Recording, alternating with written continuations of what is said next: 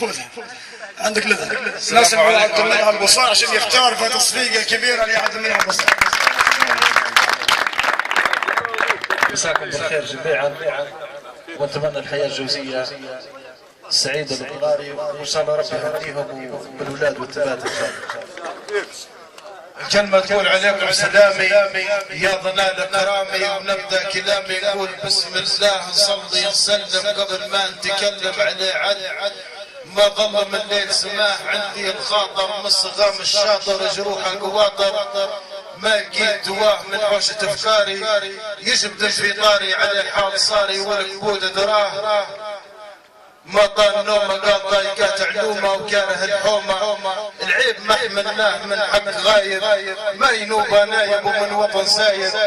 كاترين اعداه من خونه وعماله وبيعته وسهاله ومن غيبه رجاله اللي تشيل عناه قالوا من حق غايب ما ينوبه نايب ومن وطن سايب كاترين اعداه مخونه وعماله وبيعته وسهاله وغيبه رجاله اللي تشيل عناه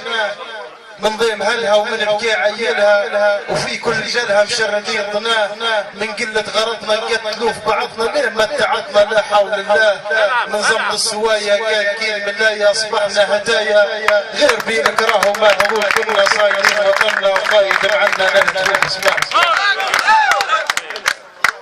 تقول ما تقول كنا صايلين وطننا وقايد معنا نهتفوا بشماه لنقنها الصدى لا ركعنا الشدة العادي تحدى كيف عاهدناه وحق خلقنا ما عدو كلقنا واللي فلقنا الليلي ولا ما زلنا بادي فرسنا وعنادي منا العادي ما يكون نجاه ما زلنا بادي فرسنا وعنادي منا العادي ما يطول نجاه ربت عصارة من عرب مغارة اللي ما يتوارى على الفام نباه كسابة كحيلة ومن اشراف العيلة نطبح تقيلة كل ما رمناه عن نصر عن مجدهم يدعوا ووطنهم ما باعوا وكل ما استطاعوا يملكوه فتاه وسلمت